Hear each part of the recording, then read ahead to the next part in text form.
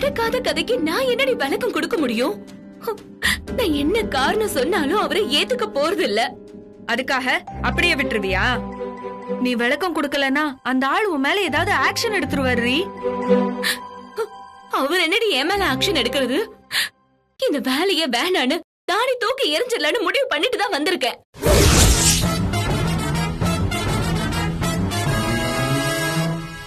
ஹே, டென்ஷன்ல எதையாவது உளராத, கொஞ்சம் நிதானமா இரு. இல்ல தேனு, நான் ஏதோ கோவத்துல பேசுறதா நீ நினைக்காத. நிதானமா யோசிச்சுதான் நான் இந்த முடிவுக்கே வந்திருக்கேன். சம்பளத்துக்காக மட்டும் இந்த வேலையில நான் சேரலடி. இந்த வேலை மூலமா மத்தவங்களுக்கு ஏதாவது நல்லது செய்ய முடியும்னு நான் நம்பினேன்டி. அதுக்கேத்த மாதிரி ஒரு வாய்ப்பு வந்துச்சு. ஒரு போலீஸா அடைக்கலம்னு வந்தவங்கள என்னால காப்பாத்த முடியும், ஒண்ணு சேர்த்து வச்சிட முடியும்னு நான் உறுதியா நம்பினேன். அவங்களும் மயில் நம்மள காப்பாத்துவான்னு நம்பி வரல. நான் போட்டிருக்க காக்கி யூனிஃபார்ம் காப்பாத்துன்னு நம்பிதான் என் கூட வந்தாங்க. ஆனா கடைசியில என்னாச்சு? போலீஸ்ங்கிற பவரை வச்சு நான் அவங்கள ஒண்ணு சேர்த்துட முடியும்னு நினைச்சேன். ஆனா மேலதிகாரின்ற அதிகாரத்தை வச்சு அந்த இன்ஸ்பெக்டர் அவங்கள பிரிச்சுட்டாரு. என் கண்ணு முன்னால அந்த பையன் அடிபடுறதையும் அந்த பொண்ணு கதறதையும் பார்த்தப்ப எனக்கு அப்படியே வெறுத்து போச்சு தேனு. என் வேலை மூலியமா நான் நினைச்சது எதையுமே என்னால செய்ய முடியல. நான் தான் அவங்கள காட்டி கொடுத்துட்டேன்ற பழியும் வந்து சேர்ந்துருச்சு. இந்த வேலையால எனக்கு பழியும் கெட்ட பேரும் தான் கிடைக்கும்னா அப்புறம் எதுக்கு நான் இதை செய்யணும்?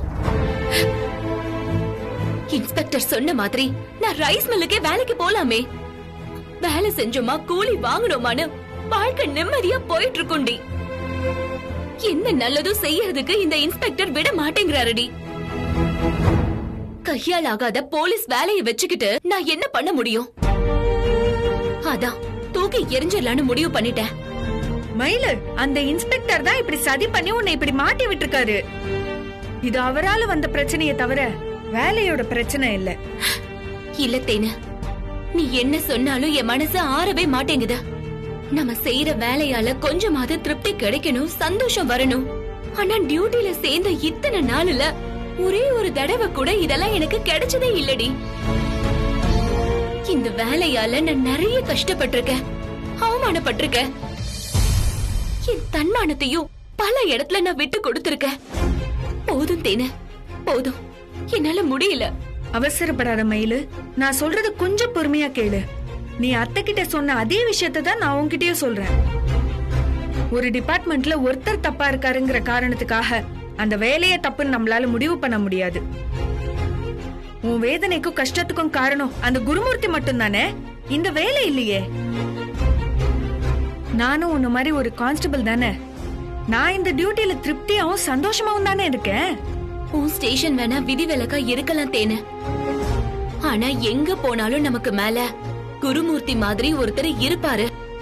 நாம நல்லது செய்ய நினைச்சாலும் அவங்க அதிகாரத்தால அத கெடுத்துக்கிட்டே இருப்பாங்க. கடைசி வரைக்கும் அத நினைச்சு நினைச்சு நம்ம மனம் புழுங்கி சாக வேண்டியதுதான். மயிலு, போலீஸ் டிபார்ட்மெண்ட்ல மட்டும் இல்ல மயிலு, எல்லா இடத்துலயும் மேலதிகாரி இஷ்டப்படிதான் நம்ம ஆட வேண்டி இருக்கும்.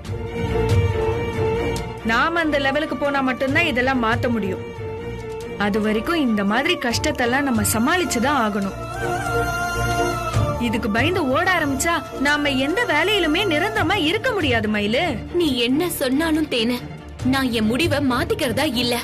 மனப்புழுக்கத்தோட ரொம்ப நாள் நம்ம ஒரு வேலையை செய்ய முடியாது. இது சரியா வராதுங்கிறப்ப விலகி வந்துடுறதுதான் நல்லது. நான் விலகிடலாம்னு முடிவு பண்ணிட்டேன்.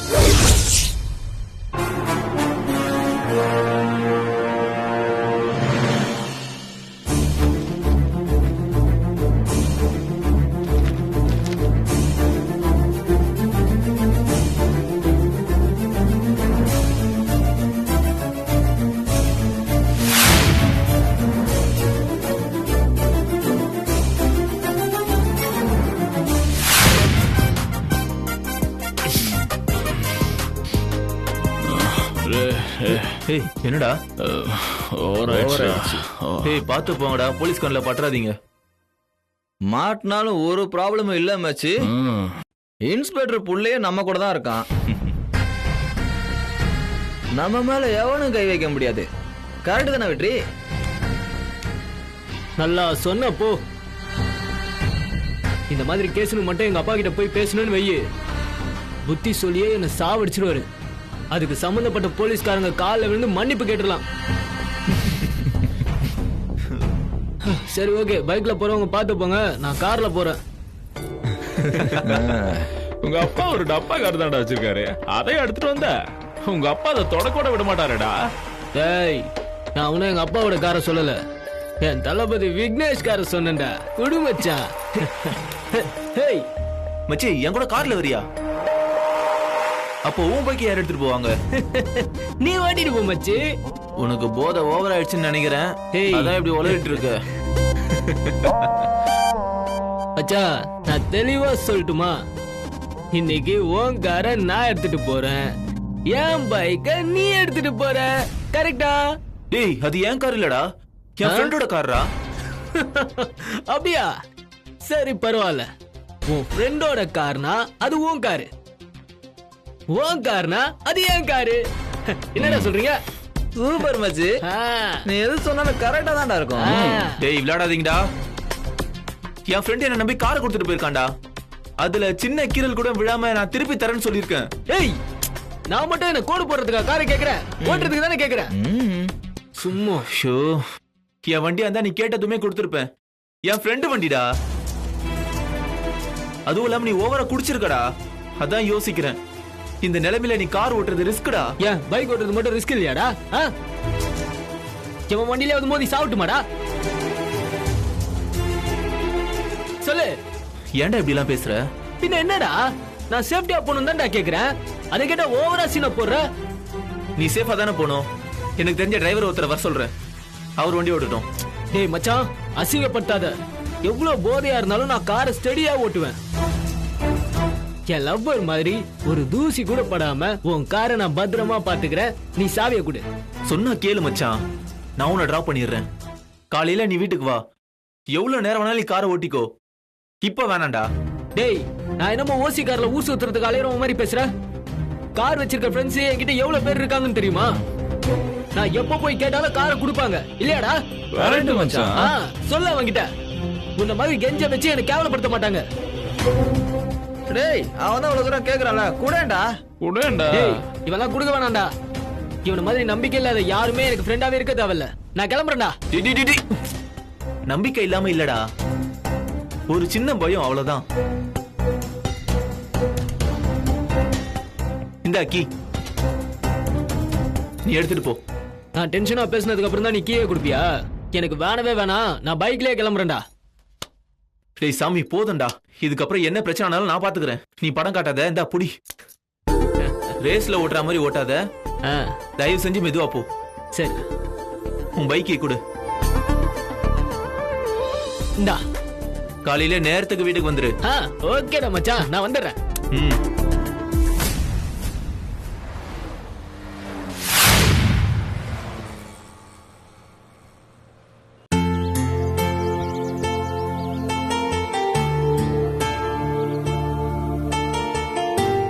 நானும் எத்தனையோ லவர்ஸ பாத்திருக்கேன், காதல் கதையை கேட்டிருக்கேன், பல மொழியில காதல் திரைப்படம் பார்த்திருக்கேன். ஆனா உங்களோடது வேற லெவல் நண்பா. லண்டன் இளவரசனும் ஜப்பான் இளவரசியும் தன்னோட காதலுக்காக ராஜ வாழ்க்கையை தூக்கி போட்டு போனாங்கன்னு சொல்லிட்டு பேப்பர்ல தான் படிச்சிருக்கேன். நேர்லயே அப்படி ஒருத்தரை பாக்குறப்ப என்னால நம்பவே முடியல நண்பா.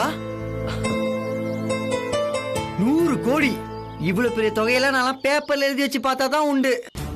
எத்தனை ஜென்மம் எடுத்தாலும் என்னால அந்த அமௌண்ட்டை சம்பாதிக்கவே முடியாது. ஆனா நீங்க பிறக்கிறப்பவே கோடீஸ்வரனா பிறந்திருக்கீங்க. அருந்து போன செருப்பை தூக்கி போடுற மாதிரி உங்க காதலுக்காக மொத்த சொத்தையும் எப்படி நண்பா உங்களால தூக்கி போட மனசு வந்துச்சு? நீங்க காதலிச்சிருக்கீங்களா குஹன்? இல்ல நண்பா, நம்மளோடது அரேஞ்ச்டு மேரேஜ் தான்.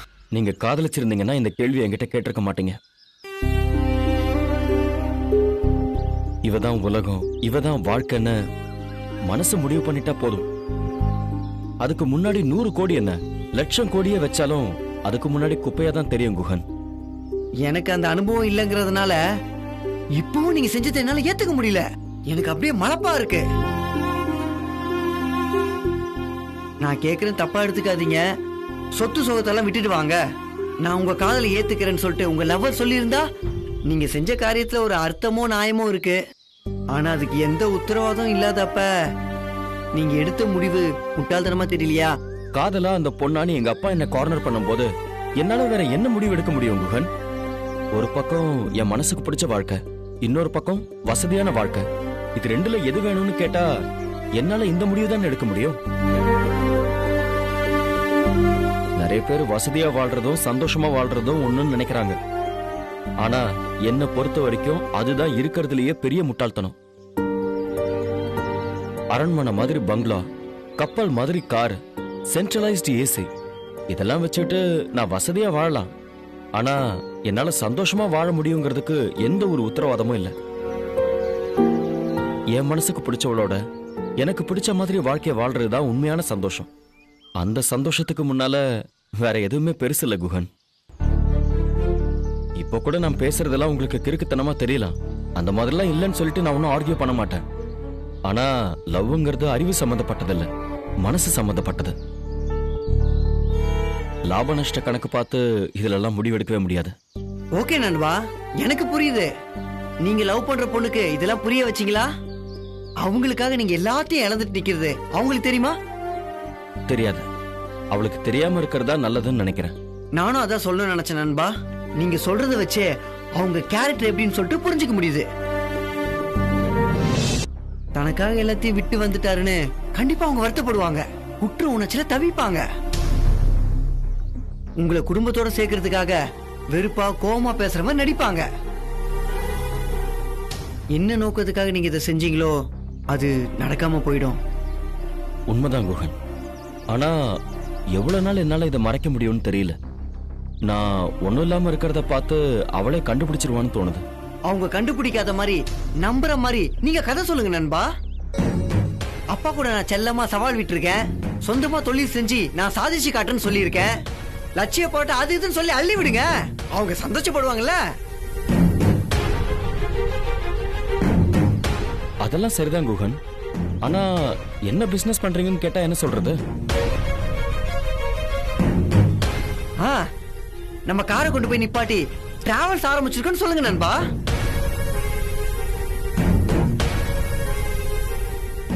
ஐடியா ஓகே தான்.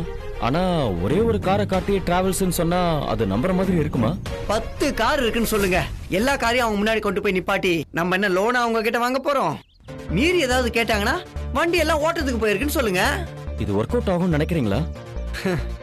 ஏற்கனவே டெஸ்ட் பண்ணி பார்த்தாச்சு நண்பா. ஊர்ல ஒரு பையன் எனக்கு பொண்ணு தரல. இதே மாதிரி ஃப்ரெண்டுக்கார வாங்கிட்டு போய் டிராவல்ஸ் ஆரம்பிச்சிருக்குன்னு ரீல் ஓட்டினேன். நான் நீனு பொண்ணு கொடுக்க போட்டி போட்டு வந்தாங்க. அப்படி ஏமாந்து என் மாமனா சீதனமா வாங்கி கொடுத்த கார் தான் இப்ப நான் வச்சிருக்க காரு. அதுக்கப்புறமா பொண்டாடிக்கிட்ட செருப்படி வாங்கினது தனி கதை. அதை விடுங்க, நாளைக்கு உங்க மேடமை பார்க்க காரோட போறோம். என்னையும் கூட கூட்டு போயிட்டு டிரைவர்னு அறிமுகப்படுத்துங்க. நாம என்ன பொய் சொல்றது முக்கியம் கிடையாது, எப்படி சொல்றோங்கிறது தான் முக்கியம்.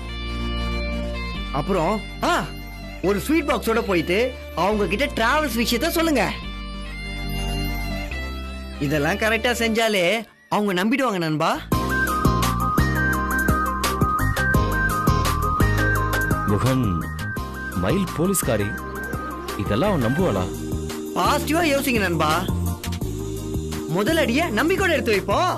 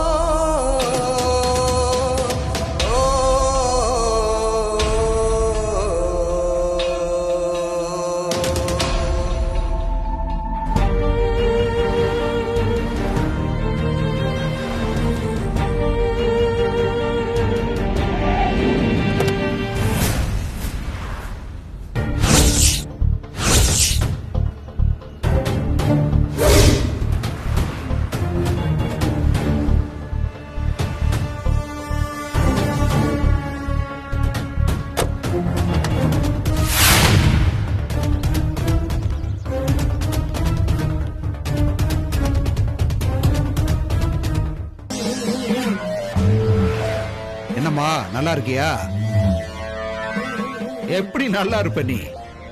நாங்க அடிச்ச அடியில சேதாரம் அதிகமாகி தங்க மயில் இப்ப தகர மயில் ஆயி போச்சு. இப்போ உன்னை பாக்குறதுக்கு ரொம்ப பாவமா இருக்குதுமா. உனக்கு ஒரு விஷயம் தெரியுமா? அடுத்த முகூர்த்தத்திலேயே என் தங்கச்சி பையனுக்கும் மீனாவுக்கும் கல்யாணம். இத கேட்டா நீ ரொம்ப சந்தோஷப்படுவல்ல? அதான் உன்னை பார்த்ததுமே நிறுத்தி சொல்லணும்னு தோணுச்சு. அன்னைக்கே உன்னை கேட்கணும்னு நினைச்சேன். நீ நிஜமாவே கான்ஸ்டபிளா இல்ல திருட்டு கல்யாணம் செஞ்சு வைக்கிற புரோக்கரா?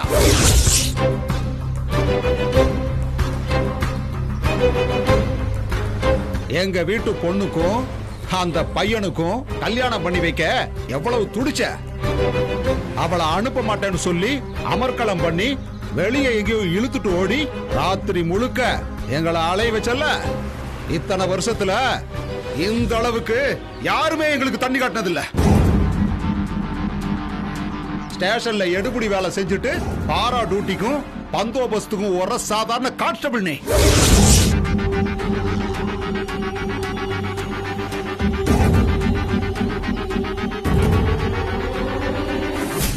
ஆனா நாங்க ஊரையே கட்டி ஆள்ற பெரிய மனுஷங்க. எங்க ஊர் போலீஸ் ஸ்டேஷனை எங்க கண்ட்ரோல்ல வச்சிருக்கிறவங்க.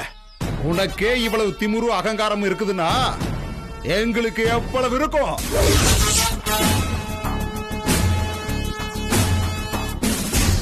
உன் போலீஸோட பவரை எங்கிட்டயே காட்டினா நாங்க உன்னை சும்மா விட்டுருமா?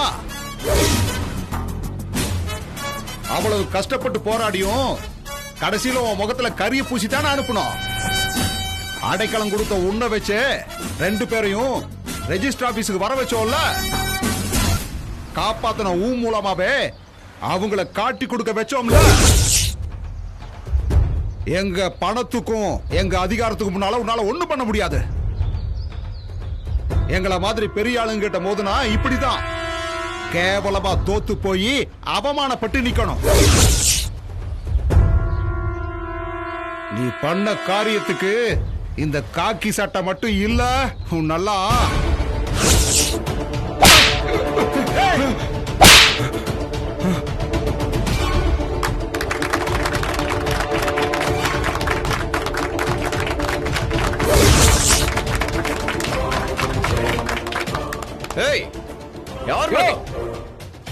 என்ன கீற போலீஸ் கிட்டே இந்த ஆளு திமிரா பேசுறத நாங்க பாத்துக்கிட்டு தான் இருந்தோம்.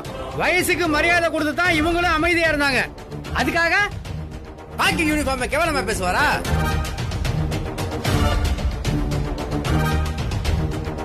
அந்த டென்ஷன்ல தான் மேடம் அடிச்சாங்க. இதுக்கு மேல ஏதாவது கரெக்டா பண்ணீங்க நாங்க எல்லாம் பாத்துக்கிட்டு சும்மா இருக்க மாட்டோம். மரியாதையா கிளம்புங்க. கிளம்புங்க.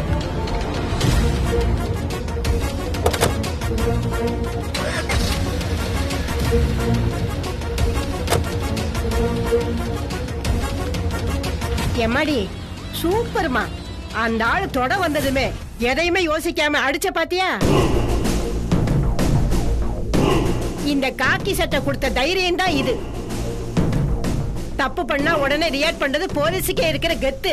இதை என்னைக்கு விட்டுறாத. அக்கா அக்கா நானும் உங்களை மாதிரி போலீஸ் ஆகணும்க்கா.